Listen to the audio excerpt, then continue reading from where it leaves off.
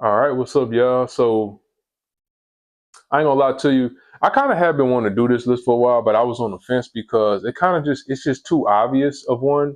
Like it's kind of a given. You know what I mean? Like I almost felt like I didn't need to make a list about this because it's like super just cookie cutter. Um, so this list I'm talking about is I'm thinking about. So what we about to do right now is we're going to do the most athletic types tier list. Um, And to be honest with you, this is too predictable. If we're being like real and objective about it, it's just too predictable. Like if you see anybody doing it any other way, they're pretty much not being honest, either with themselves or with everybody else. Like for instance, like you know how I always, if you watch enough of my videos, you know what I mean by that. Like pretty much, I'm gonna be real with y'all. Like this for the sake of me making this list, like I'm making this list because I mean it's giving me it's opening the door for me to just talk about different things as I'm going down the list. But it's just very cookie cutter and obvious. Like when it comes to athleticism in sports, sensors have a significant advantage. Sensors are going to dominate that field, period. Like it's just not even close. And it's not even me stereotyping. It's just me being honest. Like we dominate that field and it's not really that close. I'm not saying there's no intuitive athletes. There are some great intuitive athletes, um, but like the thing is, I see people trying to type too many intuitive athletes all the time, and they try to make it seem like it's closer than what it really is when it comes to sports, like intuitive versus sensors, and it's got a lot to do with that intuitive bias and not wanting to ever admit that a sensor can be better at something on average than an intuitive. They have to always try to make it seem like it's intuitive that are better at everything or that they're just as good as we are at sports, which is not the case because like literally sports is like the whole concept of every sport you'll play is centered around sensing like mindsets. You know what I'm saying? It's just how it is. But um, without further ado, let me just go ahead and get started on the list. But we're gonna keep it real today, man. People be doing too much. But okay, we got ENFJs. Now ENFJs, they can sometimes be pretty solid athletes. A lot of it has to do with that tertiary extroverted sensing. If you always know, so there's so many people who I talk to, right?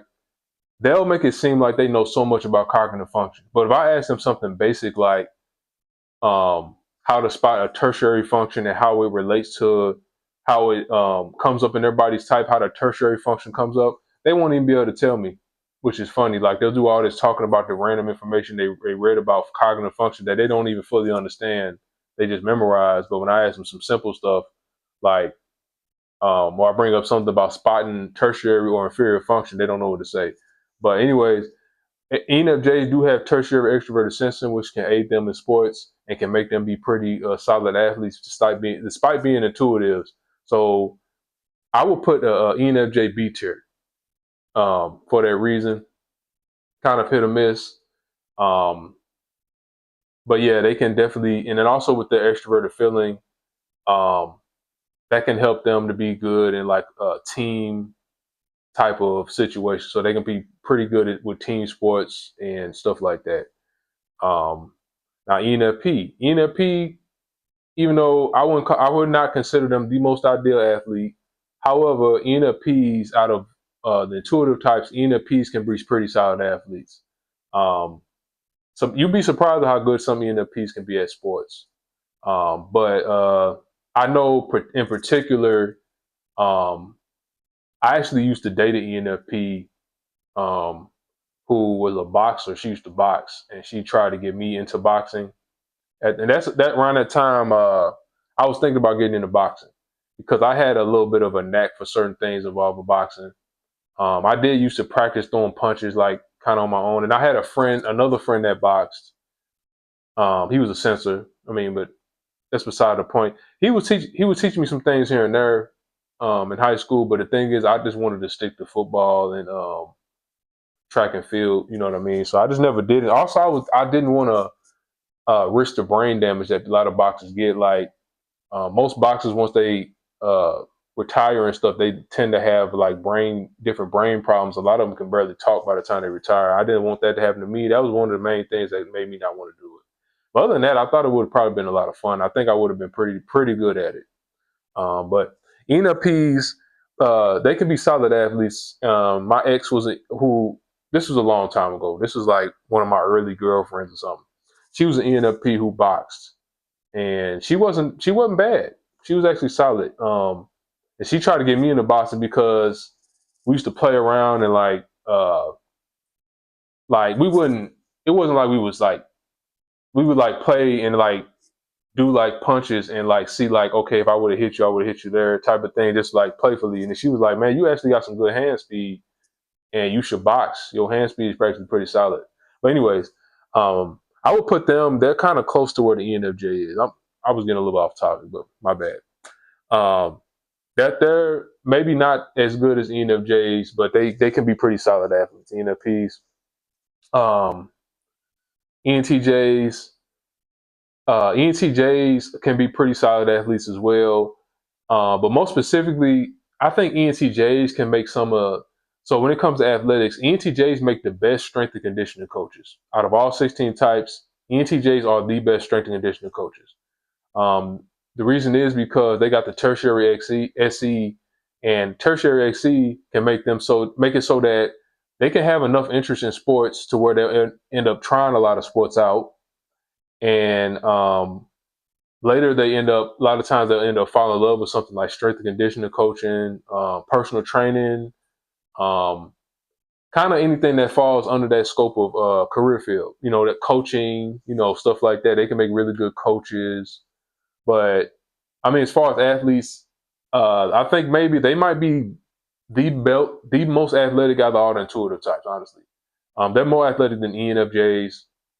I think that also extroverted thinking can help them out being good athletes because extroverted thinking is a very workaholic-like function, and then they can apply that to sports. They're not afraid to get their hands dirty, you know what I mean? And that can help them out with sports and stuff like that. Now, it's not like, they don't quite got it like sensors do, especially extroverted sensors, as far as being able to apply a lot of that to picking up on perfecting technique and stuff like that. But they can be pretty solid athletes for sure. ENTPs, another type that can be really good athletes out of the intuitive types. Honestly, it's hard to say whether they're better. Really, between all the ones that I put up so far, it's really hard to tell which is better. ENTPs can be solid athletes. They might be better athletes than ENTJs even. I've known some ENTP athletes that were pretty solid and had some potential, but they just didn't like the physical demands, day-to-day demands of sports in general. And eventually they lose interest in sports because it's like, you got to work out every day or we got to go to practice every day. It can kind of be more of a hit or miss, but there have definitely been some great ENTP athletes, but not a ton of them. You know what I mean? There's a guy named Emmanuel Augustus who's a boxer. He mastered the drunken style. Sometimes I wonder if he's an ENTP. I'm not 100% sure on that. I haven't put a lot of thought into it, but I kind of was thinking maybe he might be one. But I put that it's really hard to say if they're better than ENTJs, honestly. No, I think they are actually. I think they might be the best intuitive if you want to pick intuitive athlete. Okay, ESFJ. ESFJs can be some pretty solid athletes. I've met some elite ESFJ athletes. I'm gonna just tell you that right now. They got that extroverted feeling, introverted sensing thing. So like, they can be pretty good as far as learning and perfecting technique and they can be really good at that. And then they will fulfill their role on their team very well, and they will be motivated too with their extroverted feeling. What's interesting about ESFJs is a lot of times ESFJs, this is true for ISFJs too. I'm gonna get to them later, but ESFJs, SFJs in general, they tend to have this thing in sports where they'll be bigger than what somebody normally is at that position, but they'll still be able to move like somebody that's smaller. That's not necessarily 100% thing, but I've noticed that to be true about a lot of SFJs. But I'm gonna put them at A tier. Not the best out of 16, but they're pretty high. I've met some really good ESFJ athletes, like standout athletes. You know what I'm saying? And just so y'all know, I'm big into sports. I've always been big into sports. I played football, basketball, and ran track. So ESFP. So this is one right here. Okay, extroverted sensing, the best cognitive function for sports, like by far, and it's not close if you want to talk. Well, maybe with some introverted sensing types, it can be closer, but yeah, ESFPs don't get enough credit online. People don't talk about how great of athletes ESFPs are enough. People are kind of like iffy about it, partially because there's not a lot of ESFPs online telling everybody how great athletes they are, but you do have a lot of intuitives online telling everybody how great they are. But ESFPs, if I had to rank ESFPs, they're probably the best athletes. It's crazy. Like, people don't understand. ESFPs are some amazing athletes. Some of the greatest athletes I've ever met in my life were ESFPs. The thing is, ESFPs, they pick up on athletic stuff so quickly, and it's like they just got to fill it out. They don't have to think about it too much. That's a big advantage in sports, not having to think about things too hard or too deeply, and just being able to grasp it quickly and try it and understand it without thinking about it too hard. Because a lot of things in sports, that's what it requires, and it just requires you to practice to perfect things. Overthinking can hurt you in sports. I'm going to say that right now. Being a doer and not overthinking, like, they pick up on it fast. Like, but it's insane. I met some of the greatest athletes I met with ESFPs. Now, the problem with ESFPs is as they get older in sports, like if they go pro or something, sometimes they don't develop work ethic, and that can hold them back and can make their job a lot harder than it needs to be, and they don't even realize it. Like, um, but they're so talented, they don't even think about it. They're not even understanding, like, if you work harder, you be even better of an athlete. But that's typical. Like, for example, like some ESFPs that I can think of off the top of the head that've been criticized for not having good work ethic but being extremely talented, like somebody like a Deontay Wilder. I would type him as an ESFP. He's been criticized for not that he doesn't have good work ethic, but not being very coachable. That's what I say. Some ESFPs, like, if they don't mature and develop that tertiary extroverted thinking, they can be really not coachable athletes, but they be like the most talented person on your team. But if they can learn how to be coachable, then that can take them to a whole nother level, But somebody like that, Ryan Garcia, there's been complaints of Ryan Garcia not being coachable, but it seems like more recently he's matured and become more coachable. But yeah, I'm a big fan of both Deontay Wilder and Ryan Garcia. Those are two prime examples, but I would put ESFPs are going to be S tier for sure. Like, that's like a given. They deserve more credit. They're the number one athletes. I say I would rank them number one. So, anyways, ESTJs. I've met a couple ESTJs who are excellent athletes. Some of the best, cream of the crop. Um, they're very commonly in sports. They can kind of be like team captains and stuff like that. I knew a couple ESTJs that were just all around athletes. Um, and it's like, speaking of that, like, people will try to type Kobe Bryant as like an ENTJ and stuff like that, but like, all the stuff they attribute to it is just extroverted thinking. I've always typed Kobe Bryant as an ESTJ, and partially because there's just not a lot of. I mean, you're talking about professional athletes. Um, there's not going to be a ton of intuitive professional athletes, especially. First of all, there's not a ton of them. It's not really a ton of athletes in general, and on high school level, there's not a ton of them. Then when you go up the ladder to college and then pro, there's going to be even less intuitives. But like, the whole thing behind Kobe is he modeled his game after Michael Jordan, and he like studied everything Michael Jordan did, And Michael Jordan has said that Kobe used to text him at all hours of the night, trying to ask him about moves, all that type of stuff. He modeled his entire game off of Michael Jordan.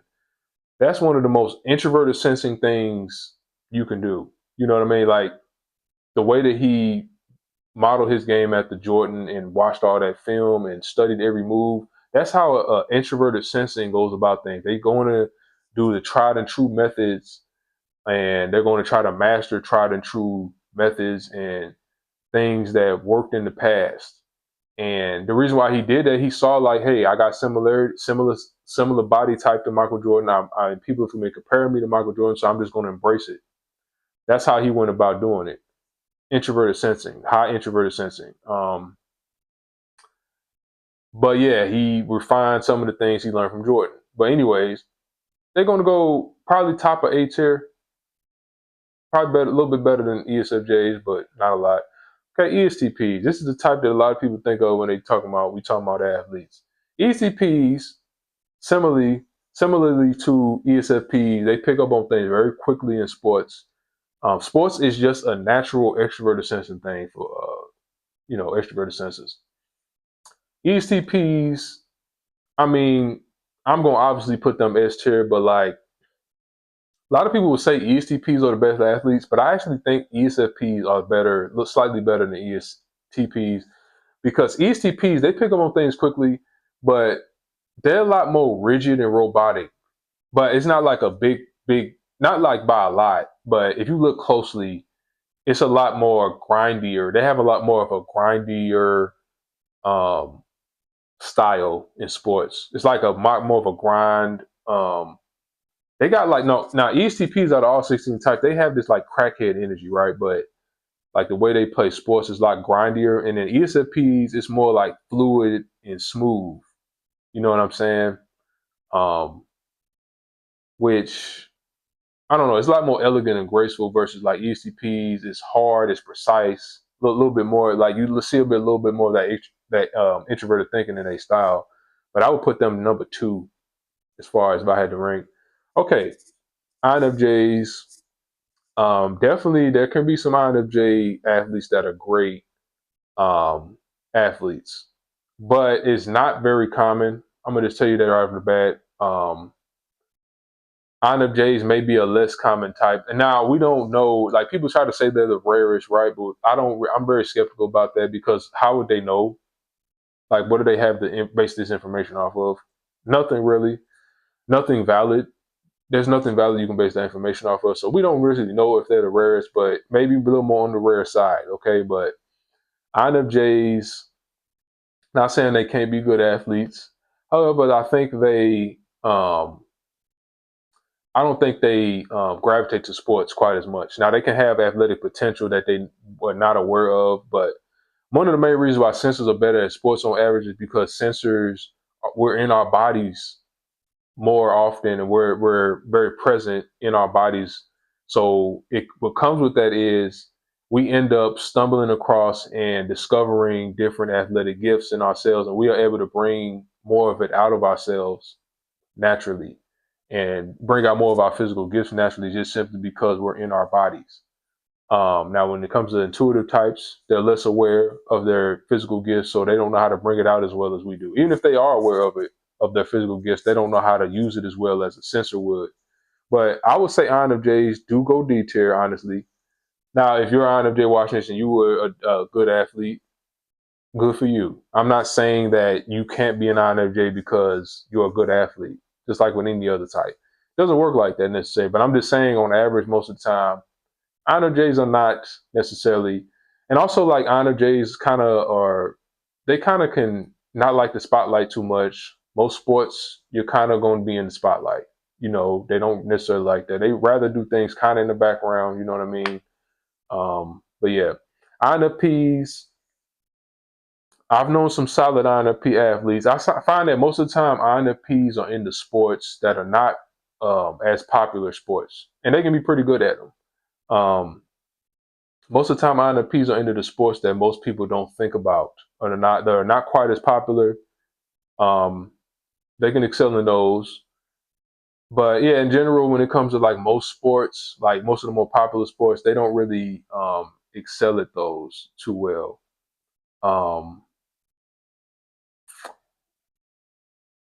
I would say, yeah, I think they go D tier as well, honestly. Um, but yeah, let me move some of this around. I think no, because I'm going to put somebody in C tier. I might move if I don't put nobody in C tier before the end of this. I'm going to move somebody in C tier. I want it all to be filled out. But anyways, INTJs. Honestly, INTJs can go C tier. I think, yeah, INTJs can go C tier. Um, Now, INTJs are not the most geared to sports, but I've known some pretty solid INTJ athletes that grew up in sports and things like that. Now, INFJ maybe can go C tier now that I think about it, because I forgot. INFJs and INTJs, the sport that they are good at is bodybuilding and stuff like that. A lot of people don't know this, but bodybuilding is an ideal sport for NI because it allows you to um, like the way that NI approach bodybuilding is they have a vision in their minds about how they want their body to look, and then through working out and lifting weights, they can achieve that. It's very common. INFJs and INTJs can do pretty good with bodybuilding and maybe powerlifting too. Like they got a certain goal to which they want to hit a certain weight.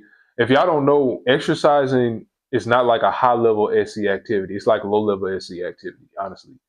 Now that might sound a little weird, but it's not as taxing on extroverted sensing as you would think, because all you're focusing on is doing one thing at a time, really. And you're in your body, but you're really focused on one exercise at a time. You're not doing a bunch of things and having to react and change pace quickly like you would do in a sport where there's a lot of things can be going on and you're having to do things in the moment and you're having to pay attention to your body at the same time. So it's a little different, but yeah. Um, ITPs. Now, ITPs are not really in tune with their bodies, quite detached from their bodies and stuff like that. But I've known, like, ITPs, I don't think they make the best athletes, but ITPs can be pretty good at basketball. I'm going to tell you that right now. That's one sport they will be good at. That's like the only sport I've seen ITPs be particularly good at. Um, but as far as in general, not necessarily the best athletes. A lot of people would say they go D tier. I do almost want to put them C tier, honestly, because they can be quite good at basketball. Like I think Nikola Jokic is an INTP. Um, Now another thing about that too, if an intuitive is going to be an elite athlete, first of all, it's not going to be common. So like if you see a list of people typing all these athletes as intuitives, there's no more than likely they're being biased. They're just typing all the people that they like as intuitive, despite it not being common. But if you see an intuitive that excels in sports, they're definitely like it's not that they're gonna have a completely different approach to sports that makes them stand out. They're not just gonna be your typical athlete. You know what I'm saying? Like Nikola Jokic is not your typical athlete. He has a completely different approach towards a lot of things that nobody ever thought of. Like Nikola Jokic, they make jokes about how he's not really athletic, and he looks like he's never trying. He's super apathetic. That's kind of like INTP thing. INTPs are apathetic. He doesn't rely on adrenaline rushes or anything like that. He kind of looks at sports like it's a job. It's almost like he doesn't like basketball, but he just plays it because he's good at it. It's like a chore to him a little bit. You know what I mean? But there's not a ton of intuitive athletes in general. He's like an anomaly. I'm going to tell you that right now. All right, ISFJ. ISFJ can be some solid athletes. Similar to what I said about the ESFJ, like a lot of times ISFJs can be like have these big bodies, but then they somehow know how to use it in a way to where they're moving like somebody that's smaller. Like example, I say Zion Williamson. I would type him as an ISFJ. Um, I think he's been sheltered most of his life. I think he's like the sort of the antics and stuff he get caught up in. I think he's been sheltered and he's only played basketball most of his life, but he's a prime example of an ISFJ athlete. There's a lot of ISFJ athletes. I would put them maybe at the top of S tier. It's really a toss up between them and the ESTJ as far as athletes. Okay, ISFPs. ISFPs, another type where, man, what people don't understand about ISFPs are so gentle, nice, and stuff like that. But they have this switch to where, like, if they in a sport or something like that, they can be super intense and they can flip that switch. They can seem like completely different people. Um, but like they are some amazing athletes, super fluid um, with their bodies and stuff like that. Prime example of an ISFP is like a Derrick Rose. Derrick Rose, you see him, he's so calm and quiet and stuff like that. And but when you see him on that court, people are intimidated by Derrick Rose on the court. It's a different switch. They can be so aggressive, and you got to watch out for ISFPs. Especially, it's their passion. They super passionate about what they're doing, but they go up there for sure. S tier. ICJs. ICJs can be some pretty solid athletes. They can play their role on their team very well. They're duty fulfillers by nature. Introverted sensing.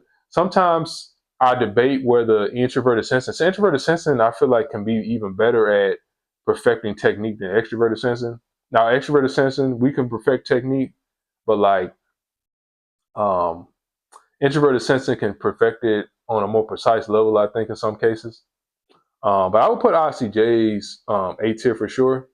I told y'all this list was going to be predictable, but it allows me to talk about different things. I don't know. It's really hard to say where I rank all four of those. But last but not least, ISTP. Now I think my type makes some of the greatest athletes. I think a lot of people would put us at number one, but I don't think we would go number one necessarily. But I do think we do go S tier. But we're nicknamed as virtuosos. We can, I guess, we can be great as far as mastering the skills in sports.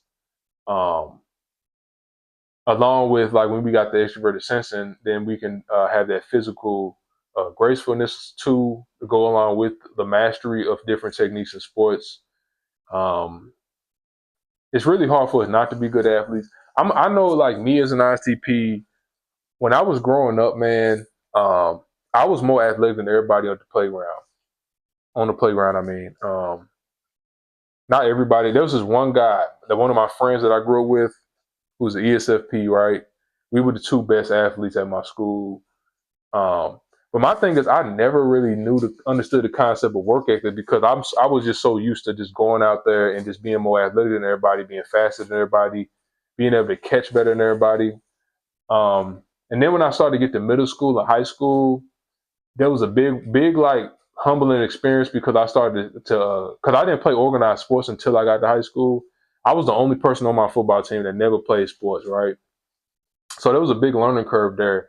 I thought that I could always just go out there and just not practice and just play and be better than everybody. But then I started coming across people who've been playing already. So there's a little bit of a learning curve there that I had to get through. Um, then I remember freshman year winning most improved player, which is like a big thing for me because that was like my first award. But yeah, man, I think we go pretty high. I'm a natural athlete myself. Like, um, I have over a 40 plus inch vertical. Still have a 40 plus inch vertical, or somewhere around that. I say I was hovering around like 43, something like that. Um, I'm pretty fast. Was pretty fast. I'm still pretty fast. Stuff like that. Pretty strong. Pound for pound, I'm pretty strong. But like, just being like, just sports always. We look at our bodies as tools. So that can apply to sports very well. Looking at your body as a tool and as a depending on what we're doing. Like, if we was whatever type of ball we supposed to use in the sport, we look at the ball as an extension of our bodies and as a tool because we're tool oriented. But we go S tier. I don't really know, like, out of everybody S tier outside of ESFP, I'll put them number one.